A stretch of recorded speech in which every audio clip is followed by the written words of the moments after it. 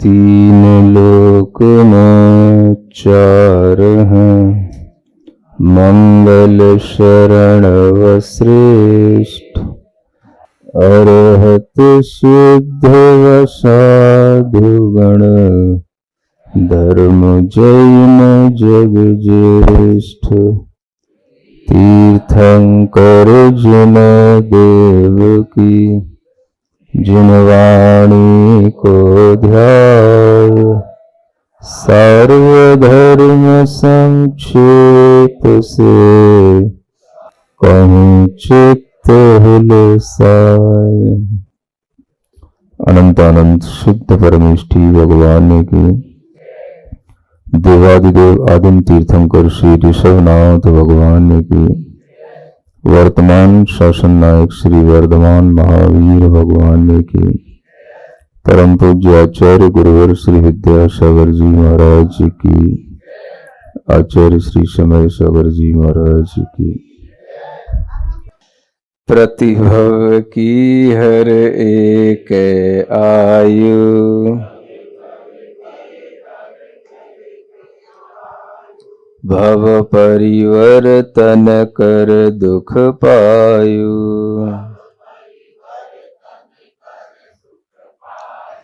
उत्कट मध्यम जघन विभाव,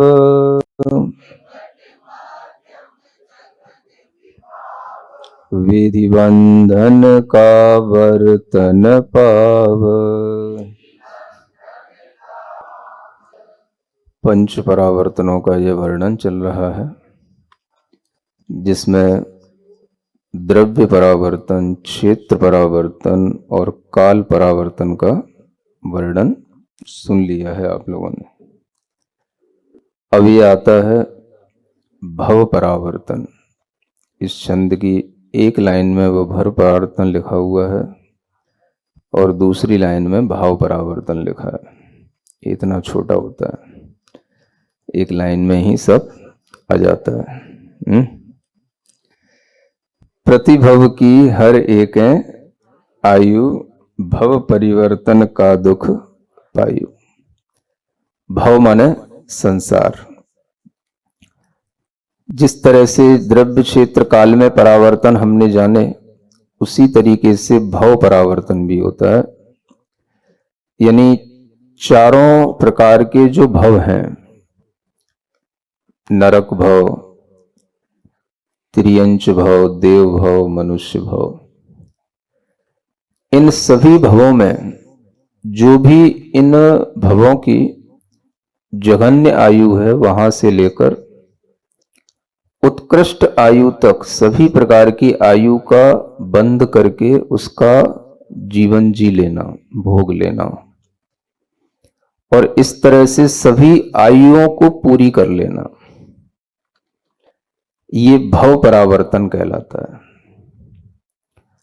अब ये चार भव परावर्तन होंगे, चार गतियों के, जो भी जघन्य से लेकर उत्कृष्ट आयु हैं, उन सबको पूरा पा लेने पर चारों भवों की सभी आयु हैं, जघन्य से लेकर उत्कृष्ट तक सबकी पूर्ति कर लेने पर जो समय लगेगा वह एक भव परावर्तन पूरा कहलाएगा, है ना। बहुत अच्छा कार्य है ये, कि हम सभी गतियों की जो भी जघन्य आयु है वहां से शुरू करके उत्कृष्ट आयु तक पूरी पूरी कर लें, है ना। शुरुआत कौन सी गति से करें? नरक से करते हैं। नरक भव की जघन्य आयु कम से कम 10,000 वर्ष होती है। तो आचार्य कहते हैं कि यदि कोई जीव 10,000 वर्ष की आयु के साथ वहां पर जन्म लिया, उसने वह अपनी आयु पूरी कर ली, और उस आयु पूरी करने के बाद में उसका मरण हो गया, है ना। तो मरण होने के उपरांत वह उस 10,000 वर्ष की आयु में जितने समय हैं, क्या सुनो, एक एक समय मिलकर के ही तो 10,000 वर्ष बनेंगे। तो एक एक समय में वृद्धि करते हुए जितने समय मिलकर के 10,000 वर्ष में समय होंगे, उतने समयों तक, उतनी बार तक वह 10,000 वर्ष की आयु वाला नारकी बने। क्या सुना? हाँ, एक समय से लेकर 10,000 वर्ष तक जितने समय होंगे उतनी बार, है ना। यानी आप समझ सकते हैं कि एक अंतर मुहूर्त में ही असंख्यात समय हो जाते हैं। तो 10,000 वर्ष की उतने समयों तक वह 10,000 वर्ष के आयु वाला पहले नारकी बने। फिर क्या हो, इतनी बार जब कंप्लीट कर लिया, तब वह 10,000 वर्ष में एक समय की अधिक आयु वाला नारकी बने। फिर 10,000 वर्ष में 2 समय से अधिक आयु वाला नारकी बने। फिर कभी 10,000 वर्ष में 3 समय अधिक आयु वाला नारकी बने। फिर कभी 10,000 समय में 4 समय अधिक, 5 समय अधिक, 6 समय अधिक, ऐसे अधिक अधिक करते करते बहुत बार बनने के बाद में एक अंतर मुहूर्त अधिक होगा, फिर एक महीना अधिक होगा, फिर एक वर्ष अधिक होगा, और ऐसे अधिक करते करते जितनी भी नरक भव की आयु है वो सारी की सारी वह एक एक समय के साथ पूरी कर ले, क्रम से वृद्धि करते हुए। और कहां तक पूरी कर ले? 33 सागर की जो उत्कृष्ट आयु है वो सारी आयु वो भोग ले, तब एक नरक भव संबंधी चैप्टर क्लोज होगा, है ना। जघन्य आयु से लेकर उत्कृष्ट आयु तक यह एक एक समय को बढ़ाने वाली सब आयु का एक एक समय बढ़कर के वह भोग ले, क्योंकि आयु हर समय के वृद्धि के साथ भी बंधु को प्राप्त होती है। इससे यह भी समझना कि हम लोगों की भी जो आयु बनती है वो आयु ऐसा नहीं समझना कि जैसे किसी की आयु 70 वर्ष की है तो 80 वर्ष की है तो 80 वर्ष ही नेट 80 वर्ष ही होती है। 80 वर्ष में 10 सेकंड अधिक भी हो सकते हैं, 1 मिनट भी अधिक की बंद हो सकते हैं, एक समय अधिक की भी वृद्धि हो सकती है, 4 समय अधिक की वृद्धि के साथ भी वो आयु बन सकती है। आयु हमेशा इसी तरीके से बनती है, और एक एक समय की आयु की वृद्धि भी काउंट की जाती है, और उसका भी पूरा का पूरा हिसाब किताब रहता है कि ये आयु आप कहां पे गुजार करके आए, कहां पर आपने इस आयु को भोगा। तो 10,000 वर्ष की आयु से लेकर के 33 सागर तक की आयु तक बीच में जितने समय आएंगे, एक एक समय की वृद्धि करते करते सारी आयु को बार बार बांध करके जन्म लेकर के भोगना, पूरी करना। अब ये वहां पर बैठ करके तो होगा नहीं कि भाई 10,000 वर्ष की आयु हम लेकर के आए, अब यहीं पर और एक +1 कर दो, +2 कर दो, यहां तो होगा नहीं। वो वहां से निकलेगा, दूसरी गति में जाएगा, फिर वहां से फिर आयु बांधेगा, फिर उतनी आयु बंधनी चाहिए वो 1 समय अधिक की, 2 समय अधिक की, वो जाकर के फिर पूरी भोगेगा। वो सब एक एक समय की वृद्धि की जो आयु होगी वह उस भव परावर्तन में काउंट की जाएगी, और इस तरह से वह पूरे नरक की सारी आयुओं को जब सब भोग लेगा तब वह एक नरक भव संबंधी परावर्तन पूरा होगा। सुनते हैं?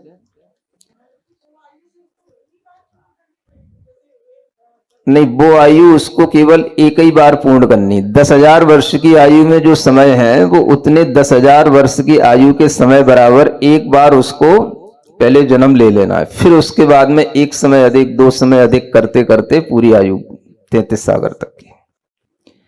इसी तरीके से जब वह त्रियंच आयु में जन्म लेगा, त्रियंच आयु के साथ त्रियंच गति में जन्म लेगा, तो क्या होगा? वहां पर भी त्रियंच गति में भी सबसे कम आयु कितनी? अंतर मुहूर्त। अब तो आप पढ़ लिख गए हो, उस अंतर मुहूर्त को भी और अच्छे से डिफाइन कर सकते हो। अंतर मुहूर्त का मतलब श्वास का 18वां भाग। तो श्वास के 18वें भाग में वह जीव जन्म लेकर के, और उस श्वास के 18वें भाग में भी जितने समय हैं उतने समय प्रमाण वह वहां पर उसी आयु के साथ जन्म लेकर के उन समयों के बराबर जन्म की संख्या पूर्ति करके फिर एक एक समय बढ़ाते हुए तिर्यंच आयु की भी जितनी मैक्सिमम उसकी आयु हो सकती है वो कितनी होती है? तो 3 पल्य की आयु होती है। पल्य और सागर ये 2 असंख्यात वर्षों को बताने वाले यूनिट होते हैं। पल्य इसमें छोटा होता है, सागर उससे भी असंख्यात गुना बड़ा होता है।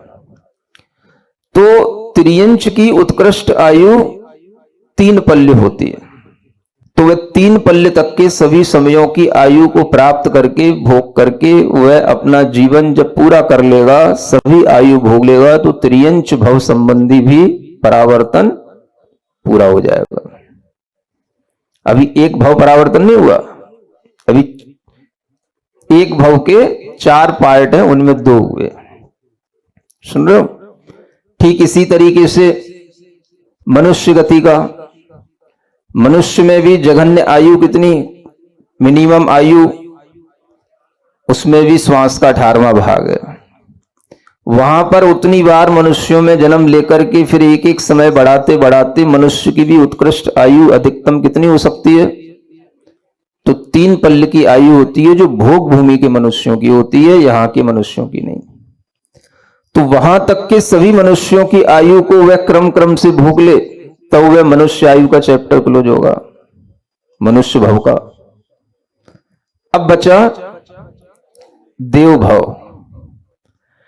देव भव में भी वह जघन्य आयु 10,000 वर्ष की शुरू होती है, और 10,000 वर्ष में जितने समय है उतनी बार वह 10,000 वर्ष की आयु वाला देव बनकर के फिर 10,000 वर्ष में 1 समय अधिक, 2 समय अधिक, 3 समय अधिक करते करते उसे भी आगे तक जाना है। सभी देवों की एक एक समय अधिक अधिक करके पूरी आयु भोगना है। कितनी भोगेगा वो? देवों की उत्कृष्ट आयु कितनी? 33 सागर। बहुत जल्दी बोलते तुम। देवों में उत्कृष्ट आयु कितनी है? 33 सागर। लेकिन 33 सागर की आयु के जितने समय है उतनी बार वो 33 सागर की आयु के साथ वहां जन्म नहीं ले सकता, क्योंकि जहां 33 सागर की आयु होती है वहां पर सर्वार्थ सिद्धि के देव वह एक भवावतारी होते हैं और अगले भव में उनकी नियम से मुक्ति होती है, इसलिए भव परावर्तन में उनकी गिनती नहीं आती। ये भव परावर्तन की गिनती अगर आती है तो ये केवल ग्रैवेक के देवों तक आती है, जिसे आपने पुरानी छेड़ाला में कई बार सुन रखा होगा। अंतम ग्रैवेक लौ की हद, पायो अनंत बिरिया पद। सुन रहे हो? बोला तो करो। जो अंतिम ग्रैवेक की हद है वो 31 सागर तक की हद है। वो हद माने हाँ, लास्ट लिमिट। तो वह 31 सागर तक की आयु में ही वह पर्यावर्तन वह इतने अधिक हो सकते हैं। 31 सागर की आयु के बाद जो जीव वहां जन्म लेते हैं वो नियम से सम्यक दृष्टि ही होते हैं, और उन जीवों का जब वहां जन्म होगा तो वो अनुदिश या अनुत्तर विमानवासी होंगे। और अनुदिश या अनुत्तर विमानवासी जो जीव होते हैं वो नियम से 1 या 2 मनुष्य के भव को धारण करने वाले होते हैं। वहां तक पहुंचने तक इतनी हद और बन जाती है। ग्रैवेक तक जब तक जीव जन्म लेता रहता है तब तक उसके लिए कोई यह निश्चित नहीं होता कि यह 1 भवावतारी बचा है, 2 भवावतारी बचा, बीच के कुछ देवों को छोड़ करके। तो जब ग्रैवेक तक पहुंचते हैं तो ग्रैवेक में 31 सागर की उत्कृष्ट आयु उपरिम ग्रैवेक की होती है। कितनी? 31। तो जो ये भव परावर्तन पूरे कर रहा है वह जीव जब ऊपर मान लो 28 सागर से शुरू करता है, 29, 30, 31। तो ये सब जो आयु पूरी करने वाला होगा वह वहां पर नियम से वह जीव होगा जो पूर्व भव में मुनि व्रतों को धारण करता हो। लेकिन यह एक कितनी बड़ी नियामकता है कि वह पूर्व जन्म में इतना पुण्य अर्जित बिना मुनि बने नहीं कर सकता। क्या सुना? मतलब श्रावक कितना भी पुण्य कर ले, कितना भी उत्कृष्ट तप कर ले, कितना ही बड़ा सम्यक दृष्टि क्यों ना हो जाए, लेकिन वह इतना पुण्य अर्जित नहीं कर सकता कि वो 16 स्वर्ग से ऊपर पहुंच जाए। क्या सुन रहे हो? सम्यक दर्शन की महिमा गाने वालों थोड़ा सुनो।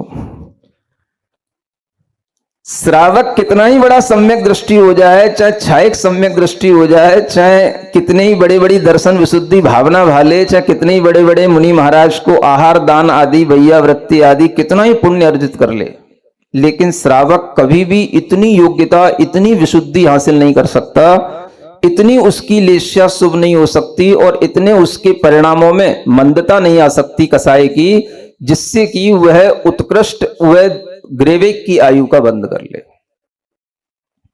ये कौन करेगा? ये मुनि महाराज करेंगे। सुन रहे हो? इस ग्राउंड से सोचने की कोशिश करो।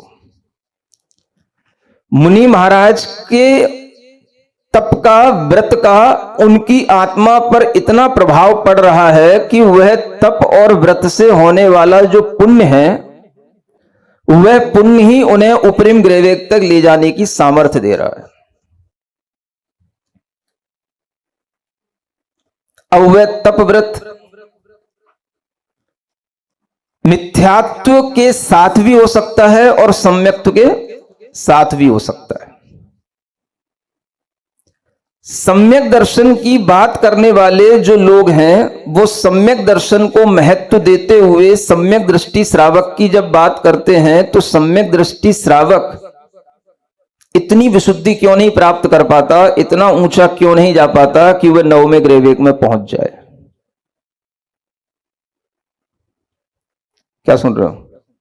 बताओ तो। हम उस मुनि की तपस्या को देखे बिना, उस मुनि के उत्कृष्ट आचरण को देखे बिना, उस मुनि की सामर्थ्य को देखे बिना, जिसकी सामर्थ्य ही केवल ग्रेवेक तक पहुंचने की है, पूरा जो संसार का दिग्दर्शन है वो ना करते हुए केवल हमने एक बात पर फोकस किया, एक छह डाला में 2 बार। उद्देश्य क्या, प्रयोजन क्या और इससे सिद्ध होता है क्या, ये बताओ मुझे। यही ना कि मुनि व्रत धारण मत करना, क्योंकि मुनि व्रत हमने अनंत बार धारण कर लिए हैं। इसलिए क्या करना, सिर्फ सम्यक दर्शन की चर्चा करना, सम्यक दृष्टि बने रहना। सम्यक दर्शन से ही मोक्ष मार्ग होता है, मुनि व्रत से मोक्ष मार्ग नहीं होता। अगर उन मुनि व्रतों में कोई सामर्थ्य नहीं होती, मैं आपसे पूछ रहा हूं, अगर उन्होंने 31 सागर की सभी आयु के समय में जन्म ले लिया और मान लो उन्होंने 30 सागर से शुरू करके या 28 सागर से, अब ऊपर 22 से शुरू हो जाएगा वो, क्योंकि 16वें स्वर्ग की आयु 22 सागर की, उसके बाद के उनने सारे समय की पूर्ति कर ली। चलो मैं आपसे पूछता हूं, इसमें बुरा क्या है? क्या सुन रहे हो? अगर किसी ने अनंत बार मुनिव्रत धारण करके और अनंत बार ग्रेवेक में उत्पन्न हो गया तो उसने बुरा क्या किया? बोलो बोलो, उसने बुरा क्या किया? तुम्हें क्या दिक्कत हो रही भाई? उसने संसार का सुख छोड़ा, उसके अंदर इतनी सामर्थ्य आई, उसने तपस्या की ना, उसने स्वर्ग में अहमिंद्रों का पद पाया ना, अहमिंद्रों की शुक्ल लेस्या के साथ में सारा सुख भोगा ना। दिक्कत क्या, तुम्हें क्या दिक्कत हो रही? उसे अहमिंद्र कई बार बनना है, उसे कई बार अहमिंद्रों का सुख प्राप्त करना है, और अगर वह भव्य जीव होगा तो वो नियम से मोक्ष जाएगा, चाहे वो अनंत बार ग्रेवेक उपजा ले, चाहे 4 बार उपजा ले, चाहे 10 बार उपजा ले। अनंत काल तो सभी का हो गया है। तुम अनंत काल में कहीं नरक और निगोदों में पड़े रहे होगे, वो कम से कम ग्रेवेक के सुख तो भोग रहा है।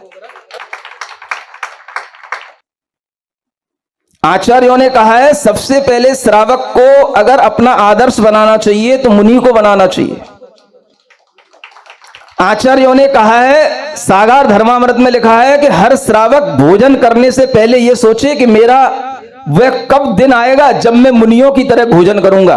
ये एक बहुत अच्छी बात लिखी हुई है। इतना आदर श्रावक के अंदर होता है तो वो गृहस्थ श्रावक कहलाएगा, तब उसका गुणस्थान बनेगा। चौथा और पांचवा, मुनि व्रत की निंदा करने वालों के कभी कोई पहले से आगे के कोई गुणस्थान नहीं बनते हैं। आखिर हम क्या बताना चाह रहे हैं? स्वरूप बताना है तो स्वरूप तो हम सबका बताएं ना, स्वरूप तो हम भी बता रहे हैं। 22 सागर से आगे ऊपर जिसको जन्म लेना है वह 22, 23, 24 सागर, 25, 26, 27, 28, 29, 30, 31 ये सब आयु कौन पूर्ण करेगा? इसकी सामर्थ्य केवल मुनि व्रत को धारण करके ही है। अब मैं आपसे पूछता हूं, एक शाश्वत नियम है, सुन रहे हो? कोई भी स्वर्ग कभी खाली नहीं रहते। क्या सुन रहे हो? अगर सब सम्यक दृष्टि होकर के ही और कुछ ही समय में मोक्ष को प्राप्त कर लेंगे तो फिर इन स्वर्गों में जो जीव हैं असंख्याते, इनकी भरपाई कैसे होगी बताओ? मैं आज उन्हीं मुनियों का सपोर्ट कर रहा हूं जो मिथ्यात्व के साथ तपस्या करते हैं, और मैं ये कह रहा हूं वो कुछ गलत नहीं कर रहे हैं, सही कर रहे हैं। सही गलत इस बात पर डिपेंड करता है कि आपका अभिप्राय क्या है। अगर आपके अभिप्राय में मिथ्यात्व है और आप उस अभिप्राय से मिथ्यात्व को नहीं छोड़ रहे तो यह गलती आपकी है। लेकिन यह जो तपस्या करने वाले होते हैं इन्हें अपने अभिप्राय का भी भान नहीं रहता, इतना भी उन्हें महसूस नहीं होता कि मेरा अभिप्राय गलत है, और वो अभिप्राय गलत रहा आता है। यह बात केवली के अलावा और कोई नहीं जानता। परिणामों की, भावों की इतनी सूक्ष्मता होती है, कर्मों के उदय की इतनी सूक्ष्मता होती है कि खुद हमें भी अपने अंदर के उस परिणाम का ज्ञान नहीं होता कि मेरा परिणाम किस भाव के साथ है, मिथ्यात्व के साथ है कि सम्यक्त्व के साथ है। आप लोग कभी दही बनाते हो? कैसे बनाते हो? एक तो वो होता है कि दही बनाना है, और एक कभी कभी दही बन भी जाता है ना अपने आप है? कैसे? शाम को तो दूध रखा था, सुबह तक देखा तो वो दही बन गया। हमने बनाया नहीं तब दही क्यों बन गया? क्या समझ आ रहा? सबको पता है बर्तन को साफ करके अच्छे से रखना, उसमें दूध उड़ेल करके गर्म करके अच्छे से रखना। सुन रहे हो? अब बर्तन साफ किया, और साफ करते करते भी उसमें, साफ किया तो साफ ही होना चाहिए ना वो। जब उसमें पानी डाल दिया, पाउडर डाल दिया, हाथ डाल दिया, कपड़ा डाल दिया, साफ कर दिया, उसके बाद भी उसमें क्या रह गया?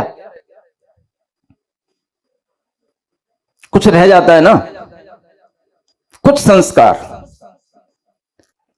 मान लो आपने उस बर्तन में कोई हींग का पहले उपयोग किया हो, समझ आ रहा है? या आपने नींबू का कोई उपयोग किया हो, और फिर बाद में आपने उस बर्तन को धो भी दिया हो और उसका कुछ उसमें सेंस रह गया हो किसी भी तरीके से, और फिर वह दूध आपने उसमें डाल दिया हो, तो क्या होगा? उतने मात्र से भी वह दूध सुबह दूध नहीं दिखेगा। समझ आ रहा है? आपने अपनी मन से क्या किया? उसको साफ करके रखा ना, फिर भी कहां कमी रह गई? कि समझा रहा हूं मोटी बुद्धि से मोटी बुद्धि वालों को, अगर समझ में आ जाए तो। समझ आ रहा है? हर काम अपने हाथ से करने का होते हुए भी वो हाथ का काम भी कहीं ना कहीं कमी के कारण से सामने उसके दुष्परिणाम आ जाते हैं। ये काम तो अपने हाथ का ही नहीं कि हम अपनी आत्मा से मिथ्यात्व निकाल के फेंक दें। भाई आदमी क्या कर सकता है? श्रद्धान कर सकता है, श्रद्धान कर रहा है। श्रद्धान भी हर तरीके से कर रहा है, जितना लिखा है उतना सारा कर रहा है, एक एक वचन को मान रहा है। देह और आत्मा को भिन्न जान करके अगर उसे कोई कोलू में भी पेल दे रहा है तो भी उफ नहीं कर रहा है। सुन रहे हो? क्या करे इसके अलावा वो? अब ये किसकी बलजोरी है? अगर उसके अंदर कहीं कोई मिथ्यात्व की गंध रह गई तो ये उसके परिणाम की कमजोरी नहीं है, ये उसके पुरुषार्थ की कमजोरी नहीं है। ये कमजोरी किसकी है? उसके किसी कर्म का जो गाढ़ संस्कार जो उसके भी अनुभव में नहीं आ रहा है, वह उस कर्म का फल है जो उसके साथ ग्रैवेक तक भी चला जाता है। कर्म विज्ञान पढ़ोगे तब समझ आएगा, पहले कर्म कांड पढ़ना चाहिए, तब समझ में आएगा स्थिति बंद क्या होते हैं, अनुभाग बंद क्या होते हैं, कैसे वो अनुभाग बंद और स्थिति बंद टूटते हैं, किन परिणामों से, किन भावों से उन स्थिति और अनुभाग के ऊपर प्रहार होता है, कैसे उनके कांडक घात होते हैं, कितनी बड़ी प्रोसेस होती है, कैसे ध्यान किए जाते हैं, और कौन सी वह चीज रह जाती है जो उन परिणामों में इस तरह के सम्यक दर्शन की उत्पत्ति नहीं करा पाती है। ये सब भीतरी उस कर्म का खेल है। उस कर्म का जो उसने पहले से बंद कर रखा है, वह उसका इतना सूक्ष्म प्रभाव या कहें संस्कार कहें जो उसकी भी पकड़ में नहीं आ रहा। बताओ इससे ज्यादा कोई एक जीव और क्या कर सकता है? अब उसका फल भाई ग्रैवेक में चला गया तो क्या नुकसान हो गया? वहां पे जाकर के कम से कम तुमसे तो अच्छा ही है, वहां कोई देवियों के सुख तो नहीं मिल रहे हैं। अहमिंद्रों के सुखों में शुक्ल लेस्या के साथ शांति से रह रहा है। उसका संस्कार फिर काम करेगा, वो फिर आएगा, कम से कम क्या करेगा? तुम्हारी तरह पाप तो नहीं करेगा संसार में आके, फिर मुनि ही बनेगा ना। उसके मुनि बनने का संस्कार भी इतना दृढ़ है कि वो कई बार मुनि बनेगा, तो वो विषय भोगों से दूर होगा, पॉल्यूशन कमी तो करेगा, पाप को कमी तो करेगा। ये तो शास्त्र में समझाने की पद्धति है कि अगर हमें भव परावर्तन को पकड़ना है तो उसके लिए उसका स्वामी कौन, कौन इसकी योग्यता रखने वाला है, तो वो योग्यता किसके पास है? तो मुनि के पास है। वो मुनि बार बार क्यों जा रहा है ग्रैवेक में, मुक्त क्यों नहीं हो रहा है? तो मिथ्यात्व का अनुबंध उसके साथ जुड़ा हुआ है, वो छूट नहीं रहा है। तो इसका मतलब ये तो नहीं निकलता कि सारे मुनि मिथ्यात्व के साथ ही होते हैं और जितने ग्रैवेक में जाते हैं सब मिथ्यात्व के साथ ही जाते हैं। ये तो आपकी दुर्बुद्धि का काम है कि आप हर एक को मिथ्या दृष्टि समझने लग गए। यहां तो सिर्फ इतना कहा जा रहा था कि इसकी पूर्ति कौन करेगा, इस पूर्ति करने वाला स्वामी कौन है। तो होंगे मिथ्या दृष्टि, तो वो सब कहां मिलेंगे? तो सब क्या जरूरी है इसी भरत क्षेत्र में मिलेंगे? अरे और भी बड़े बड़े विदेश क्षेत्र हैं, वहां भी तो होंगे। संख्या की भरमार तो उन्हीं से पूरी होगी। यहां तो कितने होते हैं, वैसे ही गिनती के कितने हैं? 170 कर्म भूमियां हैं। तो जो बड़े बड़े क्षेत्र हैं, विदेश क्षेत्र हैं, बड़े बड़े जम्बू द्वीप के अलावा धातकी खंड के हैं, पुष्करार्ध के हैं, वहां भी तो होंगे। और वो अगर मिथ्यात्व के साथ नहीं मरेंगे तो उन असंख्यात देवों की पूर्ति कौन करेगा? जहां पर हमेशा असंख्यात रहने हैं, ये सिद्धांत है, कोई भी ग्रैवेक खाली नहीं रहना है।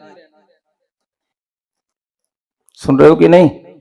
हर बच्चे बच्चे की जबान पर ये जुमला सुन रखा है मैंने। भाई इसका मतलब क्या है, कहना क्या चाह रहा है तू? इतना श्रेष्ठ हो गया कि तू हर मुनि के सामने भी ये बात कहने लग जाए कि मुनिव्रत धार अनंत बार ग्रैवेक उपजाओ। जब देखो तब क्वेश्चन किए जाते, यही प्रश्न सामने आ जाता है। क्या जवाब दूं 1 मिनट में, 2 मिनट में? थ्योरी तो समझो क्या है। भव परावर्तन का वर्णन है। भव परावर्तन में कौन से जीव वहां पर उस परावर्तन के स्वामी होंगे, तो ये होंगे। इसका मतलब ये तो नहीं है कि सारे जीव भव परावर्तन ही कर रहे हैं। बुद्धि समझ में आ रही कि नहीं आ रही? बुद्धि सही हो रही कि नहीं हो रही? तो जब हम किसी चीज का स्वरूप बताते हैं तो स्वरूप में जो स्वरूप है वो सारा आ जाता है। अब हम पूरा स्वरूप ना बता करके हमने केवल उतना ही चीज बताने की पहले एक गलती की। पंच परावर्तन का स्वरूप तो नहीं बताया। ये स्वरूप कहां मिलेगा?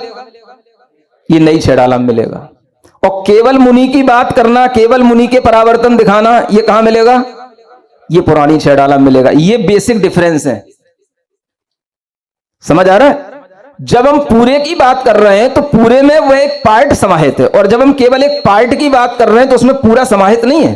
वो आप लोगों के लिए उतना ही ज्ञान देना चाह रहे हो जिसके कारण से लोगों के अंदर मुनि व्रत से विरक्ति आए। क्या मुनि व्रतों के साथ में सम्यक दर्शन नहीं होता? क्या यह सिद्धांत नहीं है कि जैसे ही कोई मुनि व्रत धारण करता है तो एक साथ सम्यक दर्शन भी हो जाता है, एक साथ सप्तम गुण स्थान भी हो जाता है? इसकी तो कोई चर्चा नहीं है। अगर आपने मुनि व्रतों की निंदा करके, मुनि व्रत का एक तरह से क्या बोलते व्यंग करके या उसका उपहास करके आपने उसको जो है मुनि व्रत से निंदित कर दिया, निंदा के भाव में आप आ गए, तो अब आपको भला सम्यक दर्शन कैसे होगा जिसमें ये लिखा है कि देव शास्त्र गुरु का श्रद्धान करना सम्यक दर्शन है?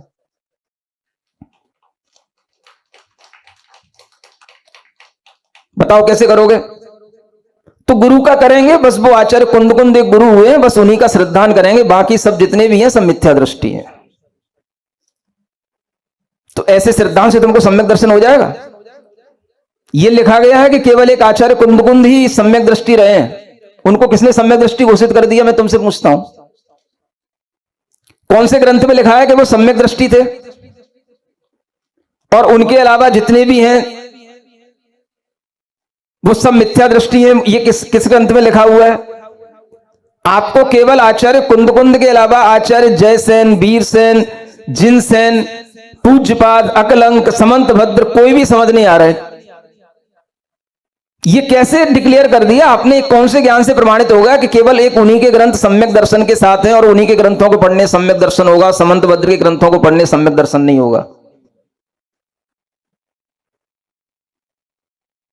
तो सबसे बड़ा मिथ्यात्व तो आपके अंदर भर रहा है और उसी मिथ्यात्व की ये परिणतियां हैं जो वीतराग विज्ञान के नाम से दुनिया में प्रचारित की जा रही हैं।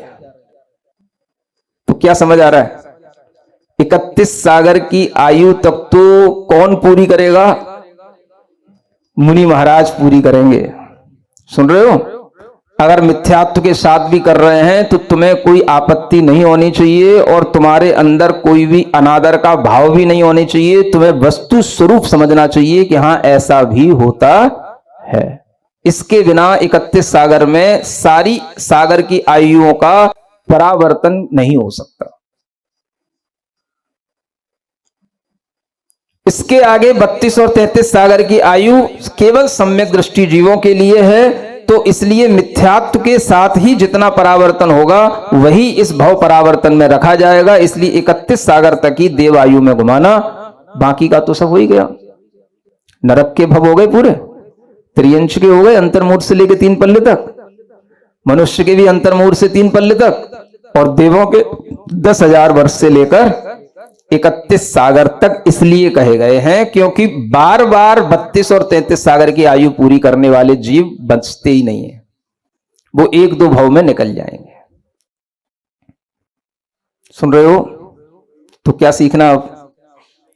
मिथ्या नहीं डाला है ना? तो इतनी मेहनत इसलिए करनी पड़ रही क्योंकि पुरानी पढ़ के बैठे हो। अगर नहीं पढ़ रहे, सीधे सीधे सीखते तो हमें इतना लंबा प्रवचन करना ही नहीं पड़ता। तो ये एक अच्छी बात सीखना है कि हमें कभी भी वस्तु का स्वरूप समझते हुए अपने अंदर नेगेटिविटी नहीं लाना। भाई ठीक है, ये सत्य है, मिथ्या दृष्टि भी होते हैं मुनि के साथ, मुनि व्रत के साथ रखते हैं। भाई ये उनकी ही सामर्थ्य होगी जो 31 सागर तक जाएंगे। आप उसको पॉजिटिव वे में लो ना। ये हमारी अपनी कमी है कि हम उसको नेगेटिव वे में ले रहे हैं। कोई भी चीज है, गलत क्यों है? संसार का स्वरूप है। 31 सागर की आयु पूरी करने वाले मुनि महाराज भी होते हैं। अब ये किसने कह दिया कि यहां जितने भी होंगे सब 31 सागर वाले ही होंगे? अब वर्तमान में तो कोई 31 सागर की आयु वाला बंद ही नहीं कर सकता। 16वें स्वर्ग से ऊपर जाने की सामर्थ्य तो किसी में है ही नहीं। तो ये बेकार की बातें करने का मतलब ही क्या होता है?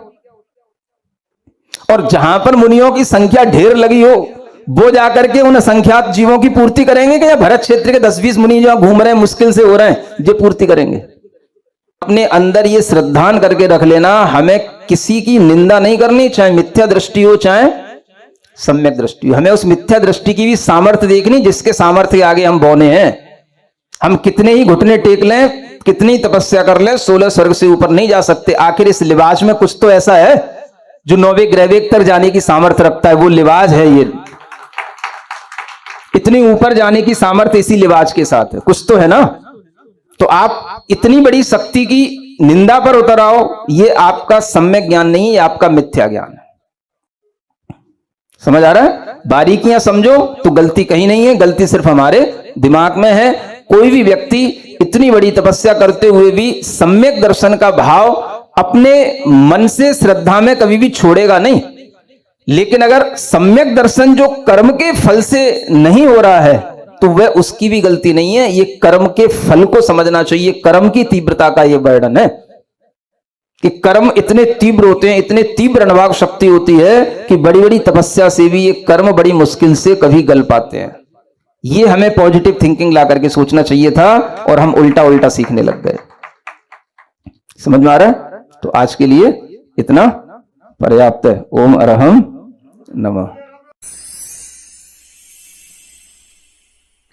सिरिजिणवाणी जग कल्याणी जग जन मदतम मोहरी जनमण हारी गढ़हर हारी जम जरा भव रोग हरि तिथ्य राणम दिव्य झुणिम जो पढ़ई सुनई मय्ये धारई राणम सौख मणंतम धैर्य सासद मोक्ष पदम पावई सासद मोक्ष पदम पावई।